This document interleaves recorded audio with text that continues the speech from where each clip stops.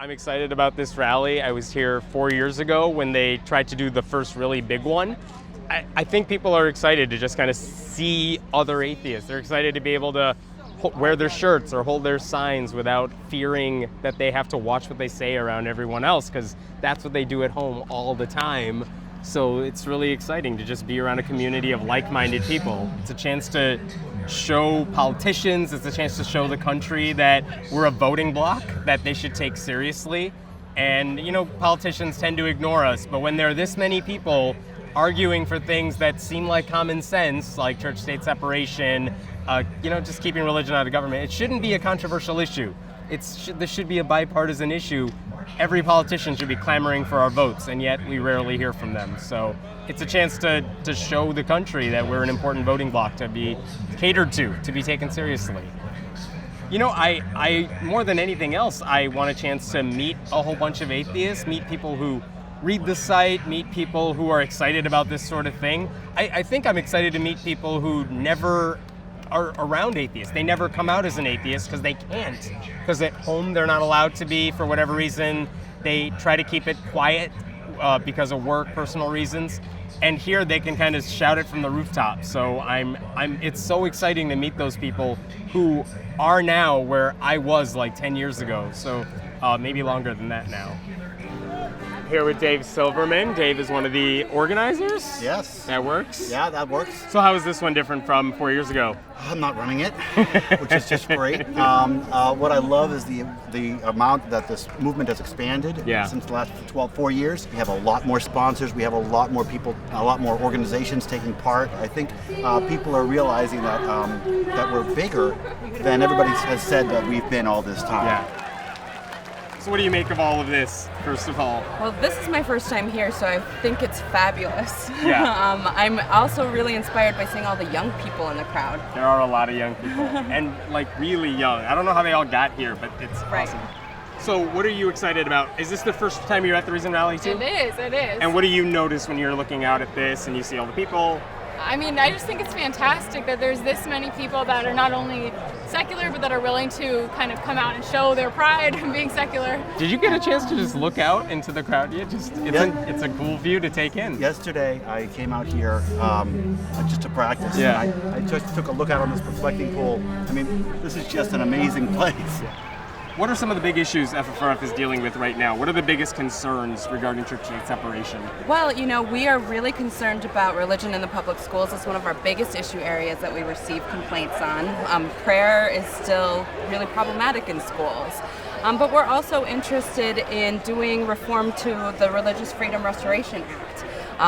There is a new bill called the Do No Harm Act in Congress, and that is going to amend some of the language so that RFRA is not going to be as destructive as we've seen it be in the last couple of years. What are some of the big legal issues you guys are dealing with? What are the biggest cases you see on a regular basis? Sure, we do a lot of monument cases involving crosses. We have 2 cross cases right now.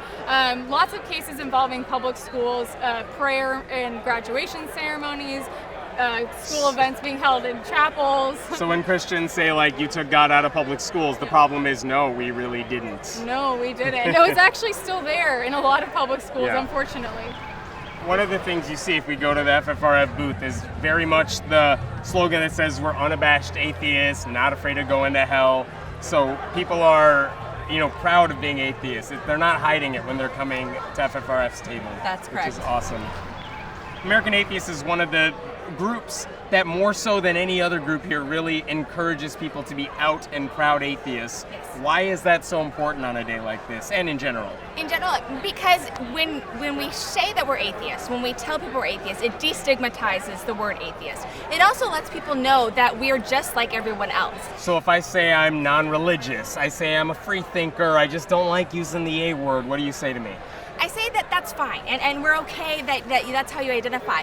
But that also means you're an atheist. The thing that we're concentrating on right now at American Atheists is the Atheist Voter Program, which gets atheists to the polls and gets atheists in front of the people, in front of the candidates, wearing atheist voter shirts, asking questions that begin with, I'm an atheist and. You can't change something by ignoring it. You have to go to it. It's why I go to Capitol Hill. It's why I go to state legislatures and I speak to Republican leaders. Do I think I'm going to change their mind immediately? No, but if you don't try, you cannot write off half this country because they don't agree with you. You have to take the talk to them. You have to take our questions to them and say, hey, I am your constituent. I am a member of this country. I am an atheist. You have to listen to me because I vote. Atheists are everywhere, and they come in every color, every stripe, and every political configuration. It is the word everyone recognizes, and we should be proud of that. We should own it. You're seeing more diversity than you saw 4 years ago. Absolutely, not just in the crowd, but also within the representation of organizations. Like last time, I was just an attendee as Black non-believers, but now we're a part of the coalition. We're one of the sponsoring organizations, along with other organizations that are targeting certain demographics. I'm here with Mohammed Syed, who works with ex-Muslims of North America. And can you tell us a little bit about your group and what you guys are trying to do? So the biggest thing is we're trying to normalize the idea that people can leave Islam. So one of the things we're doing is we're building communities in every major city with a Muslim presence. We're in 18 cities right now where people meet up. They're sort of support groups. And then we're also doing outreach, like we're at Recent Rally, we've been going to conferences, getting the word out to other people. Because most Muslims, when they leave religion or isolated, they don't even know that there's somebody doing this. So one of the concerns, if I'm thinking out loud, like I hear these horror stories of Muslims in other countries, they leave the faith and their families come after them. People they know come after them. In the US, what are the same concerns still there, or what are the different concerns that Muslims have about leaving the faith? Those same concerns exist, but to a lesser extent. Like the population in America is more liberal than, say, Egypt. Yeah. So it happens, but it's rarer. What advice do you give those people who say, I want to leave, I'm not worried about my family coming after me or something like that, I'm not worried about that, but I am scared because I don't know any Muslims who are ex-Muslims? Yeah, so that's the biggest thing. Come to our events, meet other people. Right now we have over 50 ex-Muslims roaming around here with these shirts. So talk to them. If you see someone who is an ex-Muslim, this happens all the time when I see other Indian people who are here, because you see them and you're like, I know what you've been through because I'm one of you, and there's not a lot of us, and you could do one of the, and you totally get it. Is the same thing going on with the ex-Muslim community too? Yes. So what are the big goals? What would you like to see happen in the next 2 years with XMNA or any other, just ex-Muslims in general? So what we need is the Muslim communities in the West to stand up for secularism, for human rights, but we need Muslims themselves to start and stand up and push back against the problems. That's the biggest thing I want to change. I want to push Muslims to stand up for human rights. Why do we need a group for Black atheists specifically? Because the Black community, we are still a part of the Black community, even though we're part of the secular community. And the secular community also isn't one-dimensional. There are different needs that still need to be provided for different people. And within the Black community, there is a huge mistrust for the collective white community. And atheism is seen as a white thing for many Black folks. So it doesn't seem to register that Blacks can be atheists. And this idea that the Black church is the end-all be-all to our community is just absolutely ridiculous. In fact, it's hurting our community. What can we do to make sure we are doing what we need to do to help those people who feel doubly marginalized and help them come out? Point them in the direction of Black non-believers. We also point our members in the direction of other organizations within their, whether in their local areas or nationally. We point out the importance of American Atheists, Freedom from Religion Foundation, the Richard Dawkins Foundation. So we work together. All of us may identify as atheists, is a big part of who we are, but there may be other things that describe who we are. And it's so helpful for so many people if you could say, you really like science? Here's a science group that'll help you out. Absolutely. You really like this personal political issue? Great. We're atheists who really focus on that stuff, no matter what it is. It helps people be more active and advocate for this. And we're not one-dimensional. Like I said, we have different interests. We have there are people who are interested more in the support aspect than the educational and science aspect. And who's to say that our community can't provide that? when people are coming to the American Humanist Association table, what are they questioning about? What are they asking you guys about? Sure. I mean, they're asking, how they can get involved, how they can become a celebrant, through the Humanist Society. So. And why is that so important? It's important because it puts us in a place where we are offering a service for other people, like just like a religion has a service for, its members, we are offering the same thing. Well, where do we go from here now? What's the next step? I think we go bigger. Yeah. I think we go bigger. I don't think this is the end at all. I think what we're going to see today is a huge crowd.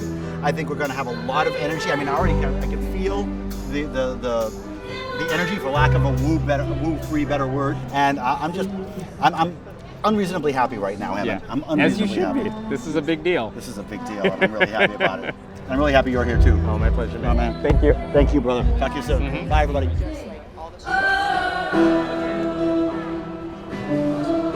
How's it going? Are you filming me right now? Hey, why not? This is Hammett Meta. Everyone knows this guy right here.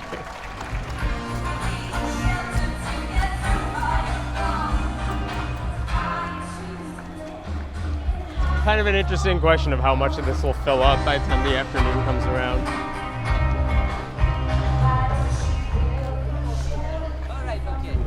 Cool. Hey guys. My son is desperately looking for you. Hey, how are you? Nice to meet you. Yay, brown people. Oh, let's get a picture. Here. You want to come out here?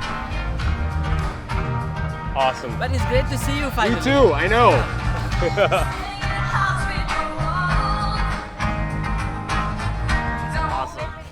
May I say that the podcast is misnamed?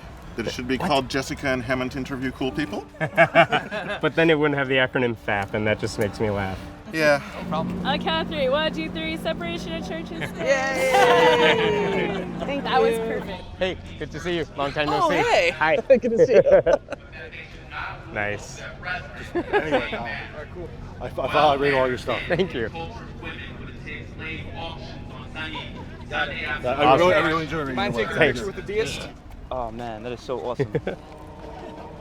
No, you are our celebrity. Thank you, man. Awesome. Sweet. Thank you so much. Please keep doing what you're doing. Thanks, man. I appreciate it. My son has your book, by the way. Excellent.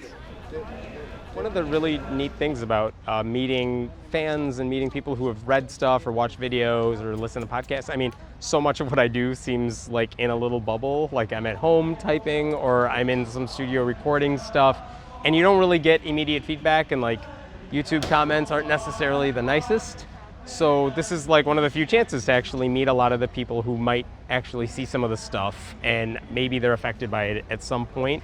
And you don't always get that sort of feedback. People don't necessarily email you and say, you helped me on that path out of religion, or you played a role in that in some way. So it's really cool. It gives me a motivation to keep doing all the stuff that I'm doing, because I know people. It's reaching people in some way. So that's one of the upsides to some gathering like this, where you actually get to meet people who maybe have been impacted by you in some way. So that's really neat. This has been an amazing event. If you didn't come to this rally or you didn't go to the one 4 years ago, if they do this again in 4 years, I would encourage you to come to it. If for no other reason, then it is such an incredible feeling to just be surrounded by people who actually think the same way you do, to see the signs and know that other people have shared those thoughts, that you're the ones that are outnumbering all the religious people for at least one day in this area. I have to say, for all the people who said really nice things or just came up to me and said, they read the stuff or they watch the videos, that really means a lot. That makes a huge difference. And I saw that, not just personally, but I saw that with so many people. You hear about the Bill Nye's on stage or Penn Jillette's on stage, and yet I see so many of the podcasters and other YouTubers and bloggers here who are getting mobbed by so many people who read them on a daily basis and who they're impacted by what these other people do on a day-to-day basis. And that makes a big difference in keeping people motivated to keep doing this sort of activism and advocacy. So thank you to anyone who stopped me and said something nice like that too. I don't know how many people are out here. I don't know if it's like way lower than what it was a few years ago, and maybe there's some reasons for that. But for what it's worth, it does feel like a crowded place. It does feel like you're just surrounded and circled by people who accept you and love you and appreciate you, and you're not the black sheep here. You're not the outcast. So it's really amazing. And it's amazing to be in this backdrop too, where you feel like, yes, this is what it's like if we all get together and we vote and we have some political power. Like, this is where we should be. This should not be an every 4-year event when, religious groups, conservative groups do this, draw a bigger crowd than this on a weekly basis. We shouldn't have to wait 4 years to draw a crowd of this size. So I hope this thing continues, and I hope if you're watching, you become a part of this soon.